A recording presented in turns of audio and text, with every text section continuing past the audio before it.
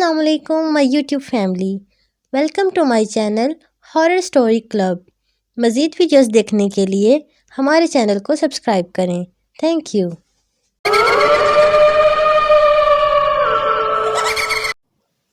दरअसल ये एक कसाई की कहानी है जिसका नाम शरीफुद्दीन था, लेकिन उसका किरदार उसके नाम के बिल्कुल मतज़ाद था। ये कहानी उस कसाई के बेटे सैफुद्दीन की सुनाई हुई है, जिसको मैं अपने लफ्ज़ों में ढालकर आप तक पहुंचा रहा हूँ।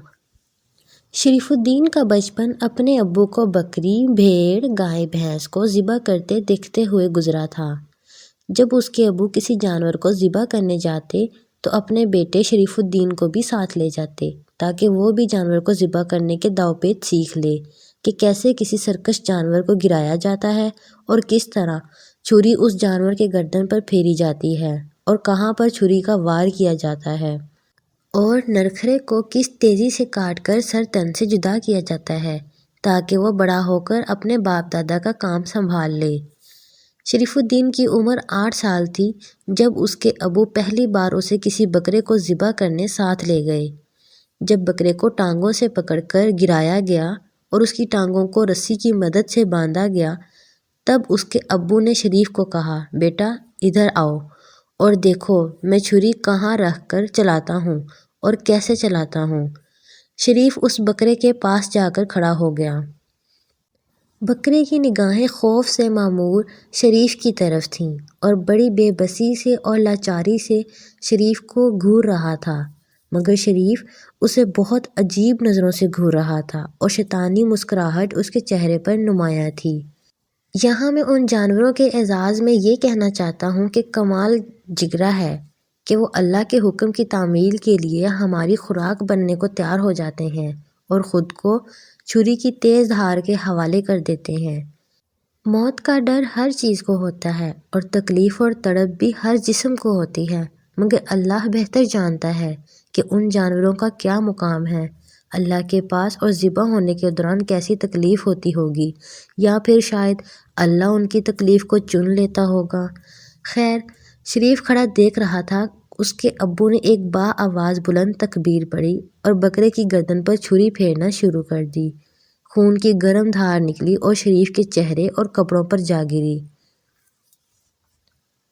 शरीफ बचपन से ही शैतान तबीयत का था। वो खिसियानी हंसी हंस रहा था और बकरे की गर्दन से निकले खून को देखे जा रहा था। ज़मीन पर खून बिखर चुका था। बकरा तड़प रहा था, मगर उसकी टांगें बंधी हुई थीं। उसको तड़पने तक की इजाज़त न थी। धीरे धीरे बकरा बेजान हो गया। जब उसके अब्बू ने छुरी शरीफ को थमाई तो वो छुरी को पकड़कर उस छुरी पर लगा खून देखने लग गया था। अजीब मुसर्रत हो रही थी उसे। उसके बाद से वो रोज़ अपने अब्बू के साथ बड़े शौक़ से जाता और खून देखता। नरखरे से ताज़ा ताज़ा खून खर खर की आवाज़ से निकलता तो शरीफ को अजब सी राहत मिलती। उसे बड़ी चाह होती कि किस दिन अब्बू मुझे कहेंगे कि बेटा आज तुम बकरा ज़िबा करो।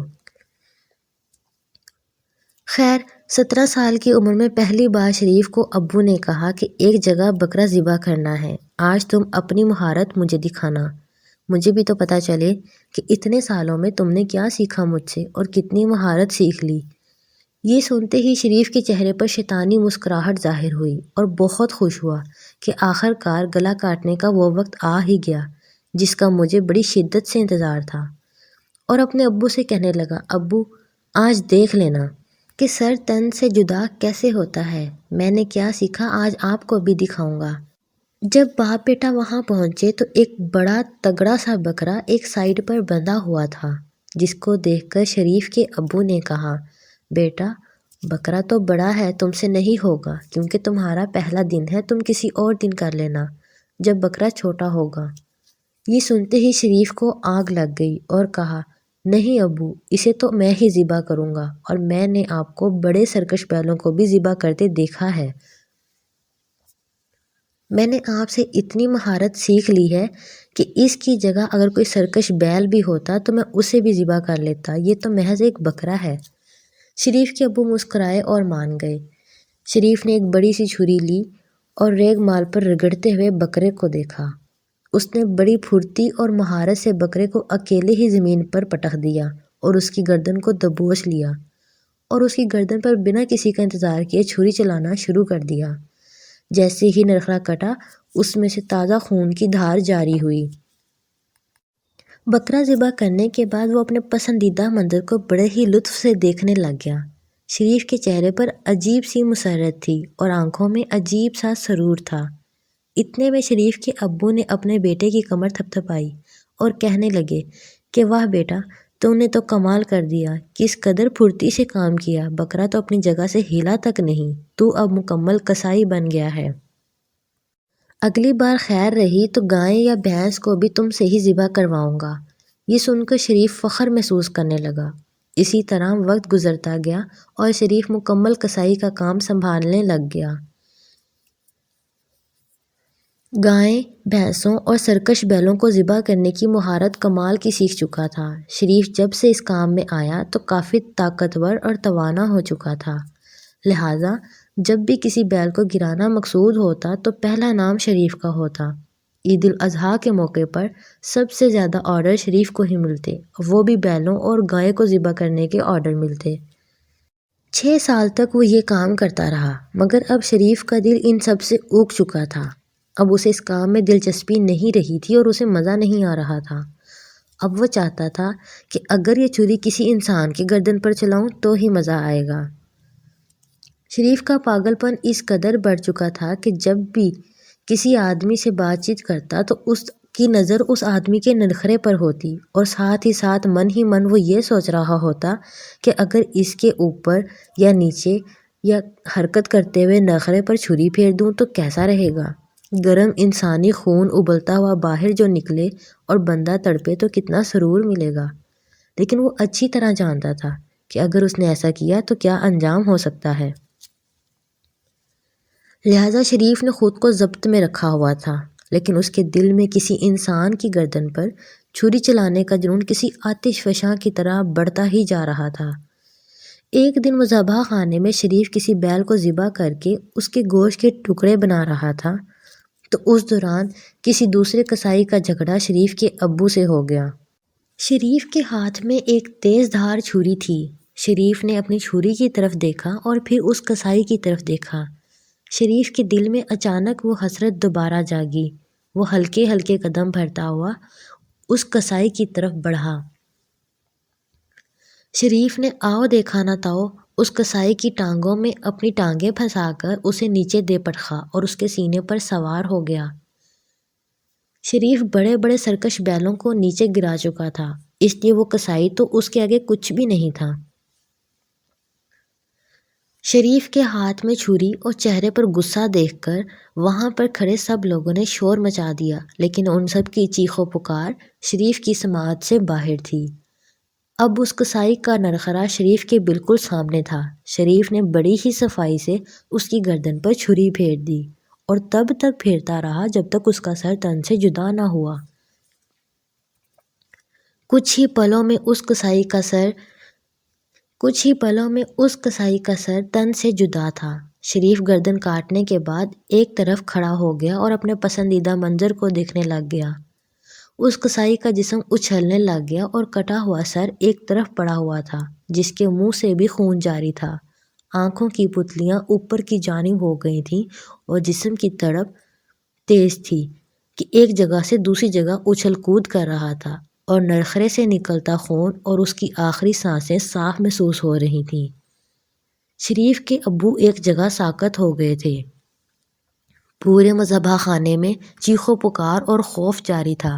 شریف ابھی تک اس کسائی کے تڑپتے ہوئے جسم کو گھور رہا تھا۔ اس کی آنکھیں نشیلے انداز سے بوجھل ہو رہی تھیں اور اسے بے پناہ سرور محسوس ہو رہا تھا۔ اسے ایسا لگ رہا تھا جیسے اس نے اپنے برسوں سے پیاسی روح کو تسکین دے ڈالی ہو۔ پھر اس کے ابو نے اسے جھنجھوڑا اور اسے وہاں سے لے گیا اور گھر کی جانب لے جانے لگا۔ جب اس کسائی کا تڑپتا ہوا جسم شریف کی نظروں سے اوجھل ہوا تو وہ ہوش میں آ گیا۔ کچھ ہی لمحوں میں پولیس اس کے گھر آنے والی تھی۔ اس کے ابو نے اسے کافی سارے پیسے تھمائے اور اسے علاقہ چھوڑ کر جانے کو بولا۔ شریف جانتا تھا کہ ایک بار پکڑا گیا تو پھر پھانسی تو پکی ہے، اس لیے وہ وہاں سے کسی دوسرے شہر کی طرف چلتا بنا۔ کئی دن تک وہ اس شہر میں ایک سرائے میں ٹھہرا، پھر سوچا کہ اس شہر میں ہی باپ دادا والا کام شروع کر دے، مگر اسے ڈر تھا کہیں میں پکڑا نہ جاؤں یہاں۔ اس لیے اس نے اپنا حلیہ بدلا۔ پہلے اس کے چہرے پر داڑھی مونچھ تھی اور وہ دھوتی کرتا پہنتا تھا۔ اس نے اپنی داڑھی مونچھ شیو کروا لی اور 2 عدد پینٹس اور شرٹس خرید لی۔ اس حلیے میں وہ شہری بابو دکھنے لگا۔ خیر، اس کے پاس دن بدن ابو کے دیے پیسے ختم ہو رہے تھے، اس لیے شریف نے کسی مل میں مزدوری کی نوکری کر لی۔ اس دوران اس نے اپنی من پسند چمکتی تیز دھار چھری بھی خریدی تھی، جو کہ اسے اپنے پاس رکھنے کی عادت تھی۔ 2 مہینے تک وہ یہاں نوکری کرتا رہا، لیکن اسے سکون نہیں مل رہا تھا۔ وہ جانور کو ذبح کرنے والا کام کرنا چاہتا تھا اور مجبوراً اسے مل میں کام کرنا پڑ رہا تھا۔ ایک دن شریف مل کے باہر کینٹین پر کھانے کے لیے گیا تو وہاں اس کی لڑائی اس کینٹین کے نوکر سے ہوئی۔ جھگڑا اس قدر بڑھ گیا کہ دونوں گتھم گتھا ہو گئے، جس پر شریف اپنے غصے پر قابو نہ رکھ پایا اور اپنی چھری باہر نکالی اور کسی بیل کو گرانے کی مہارت سے اسے گرایا اور اس کے سینے پر سوار ہو کر اس کی گردن پر تیزی سے چھری پھیر دی اور محصور کن نگاہوں سے اس کا خون نکلتا دیکھنے لگ گیا۔ اسے پتہ نہیں کیا ہو جاتا، جب کٹی گردن سے خون نکلتا دیکھتا تو راحت محسوس کرتا اور عجیب سرور میں ڈوب جاتا۔ آس پاس کی اسے خبر تک نہ رہتی، لہٰذا وہ اس نوکر کے بنا سر کے جسم کو اچھلتا دیکھ کر مسکرا رہا تھا کہ وہاں پر موجود سب لوگوں نے اسے پکڑ لیا اور شریف کی تب تک دھلائی کرتے رہے جب تک وہ بے ہوش نہ ہو گیا۔ آنکھ کھلی تو خود کو ایک ہسپتال میں پایا اور اس کے ارد گرد پولیس تعینات تھی۔ شریف سمجھ گیا تھا کہ اب تو میں گیا، کیونکہ شریف کو معلوم تھا کہ یہ اس نے دوسرا قتل کیا ہے اور اس کے پہلے قتل کی بھی شناخت ہو جائے گی۔ اور ہوا بھی ایسا ہی۔ گاؤں سے قصائیوں کو بلایا گیا، ان لوگوں نے اسے پہچان لیا۔ اس کے بعد شریف کو تھانے لے جایا گیا۔ 5 دن بعد شریف کو عدالت لے جا کر سزا دلوانا تھا، اس لیے اسے باقی سب قیدیوں سے الگ دوسرے لاک اپ میں رکھا جہاں قتل والوں کو رکھا جاتا ہے۔ اس لاک اپ میں پہلے سے ہی ایک بہت طاقتور سا بندہ قید تھا۔ وہ ایک بہت بڑا اسمگلر تھا اور کانٹریکٹ کلر بھی تھا۔ اس کو 3 دن بعد ہی عدالت لے جانا تھا۔ ان دونوں میں بات چیت ہوئی تو اسمگلر کو شریف کی باتیں بھا گئیں کہ کس طرح اس نے 2 قتل کیے۔ شریف ایک سفاک قاتل تھا اور اسمگلر کو اس میں اپنا پالتو کتا نظر آنے لگ گیا۔ اسمگلر چونکہ خود بھی ایک کانٹریکٹ کلر تھا، مگر اس نے صرف گن گولیوں سے ہی قتل کیے تھے، مگر یوں چھری سے ذبح کر دینا اسمگلر کو کافی دلچسپ لگا۔ اسمگلر نے اسے اپنے گروہ میں شامل ہونے کی پیشکش کی تو شریف بولا کہ تم پر بھی قتل کا کیس ہے اور مجھ پر بھی، ہم دونوں کو پھانسی ہی ہونی ہے۔ اس پر اسمگلر نے اپنا نام بتاتے ہوئے کہا کہ مجھے لوگ لالا غفور کے نام سے جانتے ہیں، میرے انڈر بہت سے مجرم لوگ کام کرتے ہیں۔ 3 دن بعد مجھے عدالت لے جایا جائے گا، مگر اس سے پہلے ہی کہ مجھے عدالت لے جایا جائے، ان رشوت خور پولیس والوں کی مدد سے میں راتوں رات یہاں سے نکل جاؤں گا۔ تمہیں میرے ساتھ کام کرنا ہے تو میرے ساتھ چلو، ورنہ انتظار کرو پھانسی کا۔ شریف نے بنا دیر کیے حامی بھر لی اور دونوں نے ہاتھ ملا لیا۔ اگلی رات جن پولیس والوں کو رشوت دی تھی ان کی تھانے میں ڈیوٹی تھی۔ ان پولیس والوں نے لالا غفور اسمگلر سے پلان کر لیا تھا کہ آج رات کے دوسرے پہر جب سب سو رہے ہوں گے تو تم اپنے بندوں سے کہہ کر حملہ کروا دینا اور وہ فرضی فائرنگ کر کے تم لوگوں کو یہاں سے چھڑا کر لے جائیں، تاکہ ہم اوپر افسران کو بتا سکیں کہ اچانک ہوئے حملے میں 2 مجرم فرار ہو گئے۔ پھر سب کچھ پلان کے مطابق ہی ہوا اور وہ صبح پنجاب سے صبح سندھ جا پہنچے۔ وہاں غفور بھائی کا ایک اڈا ویرانی جگہ پر تھا جہاں وہ اپنے سارے دھندے کیا کرتا تھا۔ اس اڈے کے بارے میں کسی کو بھی معلوم نہیں تھا۔ شریف کو کئی دن تک لالا غفور نے کوئی کام نہ دیا۔ پھر لالا غفور نے اسے پیسہ وصولی کا کام دیا۔ اگر کوئی اسمگلنگ کے مال کا پیسہ لیٹ دیتا یا نہ دیتا تو شریف کو وہاں بھیجا جاتا وصولی کے لیے، مگر شریف وصولی کرنے جاتا اور وہ نہ دیتے تو شریف ان کا گلا کاٹ دیتا تھا۔ اس طرح شریف 2 قتل اور کر بیٹھا۔ لالا غفور اس پر بھڑک اٹھا اور کہا کہ تم میرے ایک کتے ہو اور تم میری مرضی کے خلاف کچھ مت کیا کرو، جتنا کہا جائے بس اتنا ہی کیا کرو۔ اس پر شریف کو بہت غصہ آیا اور اس کا من کیا کہ لالا غفور کا گلا کاٹ دے، مگر وہ جانتا تھا کہ اگر اس نے ایسا کیا تو اس کے بندے اسے نہیں چھوڑیں گے۔ شریف غفور کی غلامی نہیں کر سکتا تھا، اس لیے وہ وہاں سے جانا چاہتا تھا، لیکن وہ جانتا تھا کہ اگر پوچھ کر جاؤں گا تو وہ مجھے جانے نہیں دے گا، اور اگر بنا پوچھے جاؤں تو لالا غفور مجھے ڈھونڈ لے گا اور مار ڈالے گا۔ تو اس لیے شریف لالا غفور کو مارنے کا ہی پلان کرنے لگا۔ ایک دن لالا غفور شراب کے نشے میں دھت بیٹھا تھا۔ اتنے میں شریف اس کے پاس گیا اور لالا غفور سے کہنے لگا کہ مجھے آپ کے ساتھ مزید کام نہیں کرنا، لہٰذا مجھے جانے دیا جائے۔ تو غفور اسے گالیاں دیتے ہوئے کہنے لگا، ابے او پالتو کتے، تجھے کہا ہے کہ میری اجازت کے بغیر کہیں نہیں جا سکتا، اور اگر جائے گا تو تیری لاش ہی جائے گی یہاں سے۔ اس پر شریف نے اسے پکڑ کر گرا دیا اور گلے سے خرخراہٹ کی آواز آنا شروع ہو گئی، کیونکہ شریف نے اپنی کسائی والی مہارت سے اس کا گلا کاٹ دیا تھا۔ لالا غفور کو تو ذرا سا بھی اندازہ نہیں تھا کہ ایسا بھی ہو سکتا ہے۔ وہ ایک طاقتور آدمی تھا، مگر وہ شراب کے نشے میں تھا، اور طاقت کے معاملے میں شریف بھی کم نہیں تھا۔ غفور کا جسم کسی مچھلی کی طرح تڑپنے لگا اور کمرے میں خون ہی خون پھیل گیا۔ غفور اپنی ٹانگوں کو فرش پر رگڑ رہا تھا اور ہاتھوں کو زمین پر لگا کر گھٹنوں کے بل اٹھنے کی کوشش کر رہا تھا، مگر اس کی گردن کمر کی طرف لٹک گئی تھی۔ نرخرے سے خون کا فوارہ پھوٹ رہا تھا۔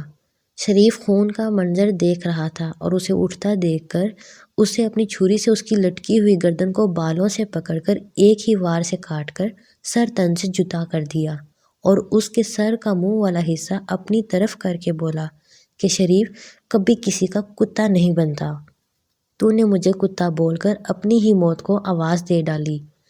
غفور کی آنکھیں جیسے شریف کو ہی دیکھ رہی تھیں اور یوں لگ رہا تھا جیسے وہ اس کے آخری الفاظ مرتے مرتے سن رہا ہو۔ شریف نے اس کے منہ پر تھونکا اور اس کے سر کو ایک طرف پھینک دیا۔ اس کے بعد شریف نے غفور کی سر کٹی لاش کے جیب سے پیسے نکالے اور وہاں سے فرار ہو گیا اور شہر کراچی آ پہنچا۔ یہاں شریف نے کافی دن عیاشی کی، عورتوں میں دلچسپی اور شراب پینا وغیرہ شروع کر دیا۔ راتوں رات بے شمار پیسہ عورتوں پر اور عیاشی پر لٹا دیتا اور صبح جیب خالی ہو جاتی۔ پیسہ ختم ہوتے ہی وہ کسی جوا کھیلنے والے امیر کا پیچھا کرتا اور رات کے اندھیرے میں اس کا سر کاٹ دیتا اور پیسہ نکال لیتا۔ اس طرح اس کے سر کاٹنے کی لت اور پیسے کی ضرورت دونوں پوری ہو جاتی۔ ایک دن ایک آدمی کافی سارا پیسہ لے کر جا رہا تھا۔ وہ ایک غریب آدمی تھا جس کا پیچھا شریف کر رہا تھا، مگر شریف کو اس پر وار کرنے کا موقع نہیں ملا اور پیچھا کرتے کرتے اس کے گھر تک جا پہنچا۔ اس آدمی کے گھر صرف اس کی بیوی اور اس کا بچہ تھا 6 سال کا۔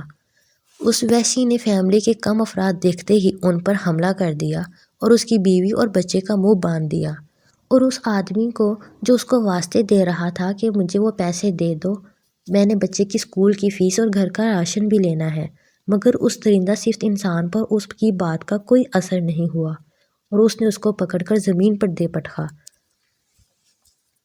اور اپنی چھری پھیرنے والی پیاس بجھانے کے لیے تیار ہو گیا۔ اس بندے نے بہت واسطے دیے اور کہا کہ پیسہ بھی لے جاؤ لیکن ہمیں چھوڑ دو، لیکن اس نے ایک نہ سنی اور اس کی بیوی اور بچہ دونوں کے سامنے اس آدمی کی گردن کاٹنا شروع کر دی۔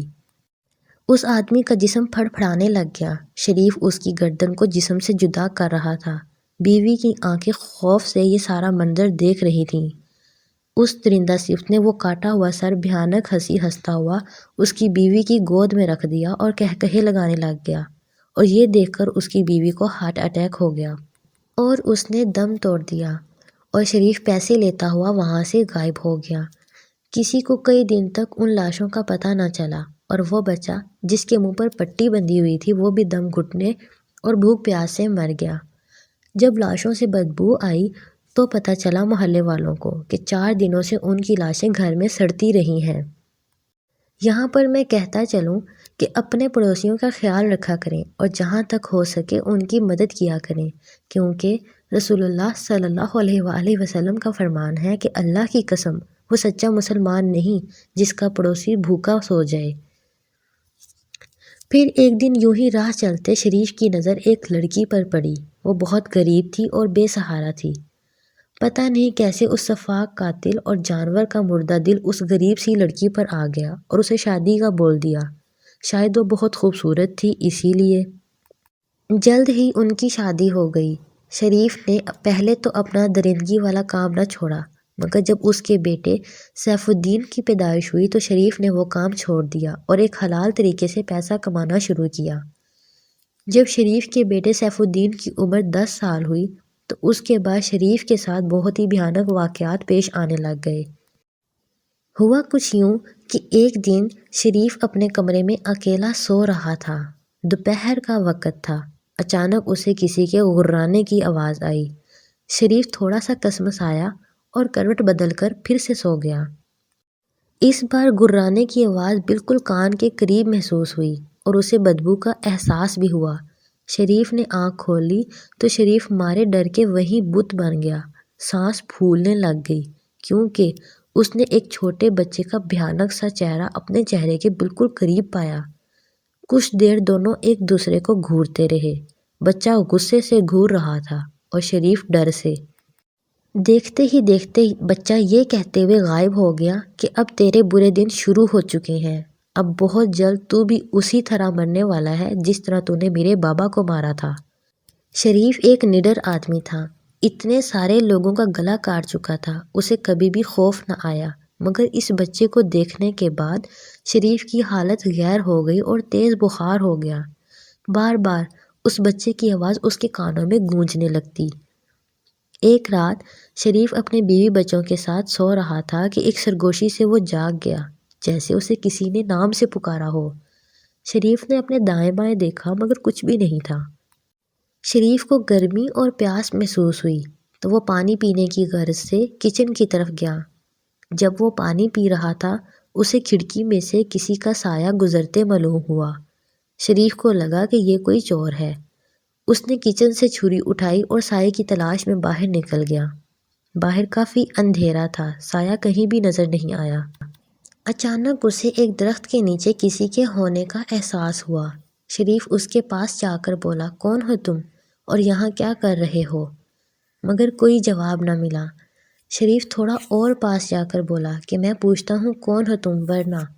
آگے سے آواز آئی، ورنہ تم میرا گلا کاٹ دو گے، آؤ کاٹو میرا گلا۔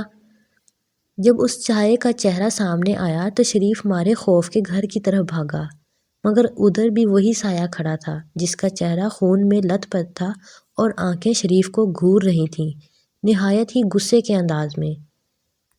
یہ اس آدمی کی روح تھی جو غریب آدمی بیوی کا زیور بیچ کر گھر جا رہا تھا اور شریف نے اس کے بیوی بچوں کے سامنے اس کا گلا کاٹا تھا۔ شریف بہت بوکھلا گیا تھا اور اسے کچھ بھی سمجھ نہیں آ رہا تھا۔ شریف نے جو چھری کچن سے اٹھائی تھی وہ اسے پھینکتے ہوئے ماری، مگر کچھ بھی نہیں ہوا۔ اتنے میں وہی چھری اس آدمی کی روح نے اٹھائی اور اپنا گلا کاٹنا شروع کر دیا اور ساتھ میں بولتا جا رہا تھا، تجھے بھی اسی طرح خود کا گلا کاٹنا ہوگا۔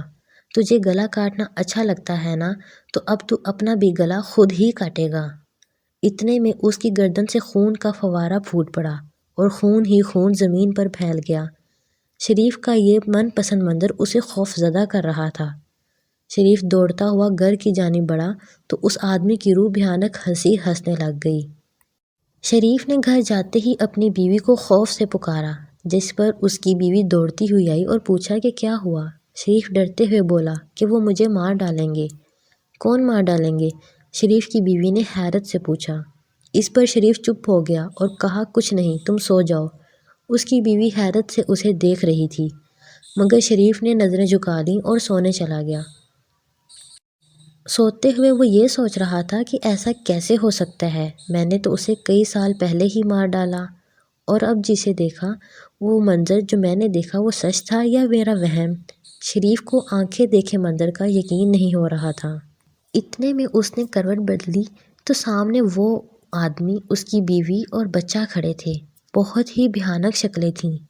کمرے کی مدھم روشنی میں ان کے چہرے اور بھی بھیانک نظر آ رہے تھے، اور اس آدمی کا گلا اس کے ہاتھ میں تھا اور اس کی بیوی کی آنکھیں باہر کو نکلی ہوئی تھیں، بال کھلے اور چہرے پر خون ٹپک رہا تھا، اور بچے کا چہرہ بالکل سفید اور سیاہ آنکھیں تھیں۔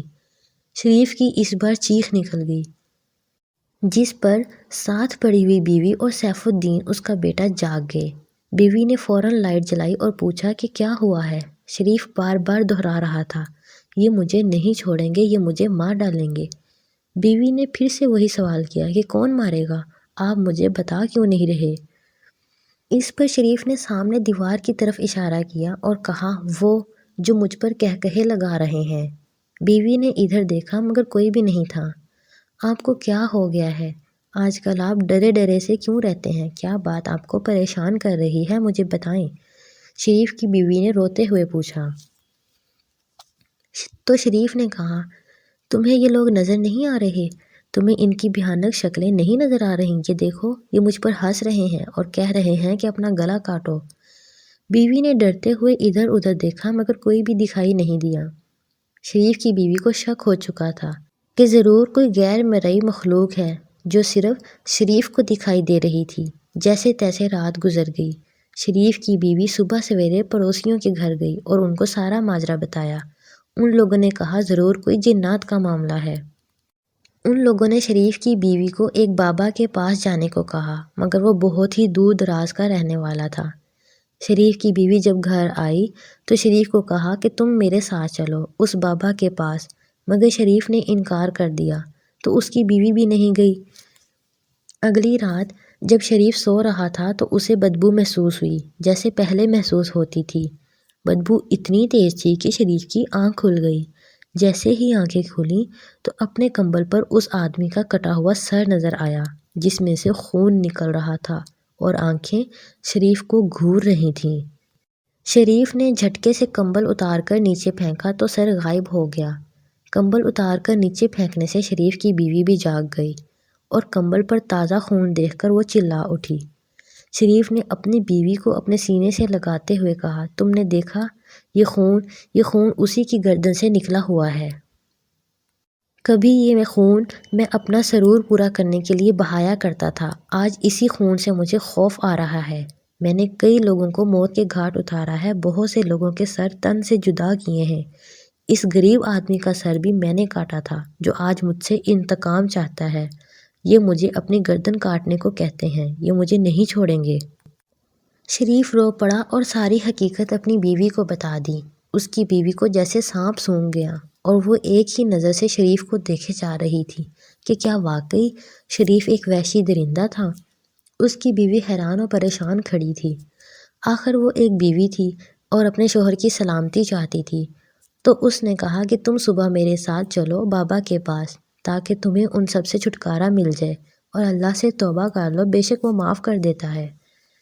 لہٰذا شریف صبح ہوتے ہی بیوی کے ساتھ بابا کے پاس گیا۔ بابا کو سچ تو نہ بتایا، بس اتنا بتایا کہ کچھ چیزیں اسے ڈرا رہی ہیں۔ بابا نے ایک تعویذ دیا اور پانی دم کر کے دیا جس کا چھڑکاؤ ہر دروازے اور کھڑکی کے پاس کرنا تھا۔ اس دم کے بعد کافی مہینوں تک کچھ بھی نہ ہوا اور زندگی معمول سے گزر رہی تھی کہ ایک رات شریف کی بیوی کی آنکھ ایک چیخ سے کھل گئی۔ شریف کی بیوی دوڑتی ہوئی کچن میں گئی تو وہاں شریف اپنا گلا کاٹ رہا تھا۔ شریف کے گلے سے زوردار خون کی دھار نکلی اور نرخرے سے خر خر کی آواز آنے لگ گئی۔ گلا کٹ چکا تھا، شریف کا جسم تڑپ رہا تھا اور اسے شاید معلوم پڑ گیا ہوگا کہ کتنی اذیت ناک موت ہے یہ۔ جیسی موت وہ دوسروں کو دیا کرتا تھا آج خود اسی اذیت اور تکلیف سے گزر رہا تھا۔ کچن میں چاروں طرف خون ہی خون تھا اور زوردار قہقہوں کی آوازیں آنے لگیں۔ شریف کی بیوی چیختے چلاتے بے ہوش ہو گئی۔ سیف الدین اپنے بستر پر پڑا سہما ہوا تھا۔ اتنے میں محلے والے جمع ہو گئے۔ وہ شخص جو قانون کی نظروں سے بچتا آ رہا تھا مگر اللہ کے قانون سے نہیں بچ پایا، یا شاید یہ مکافات عمل تھا۔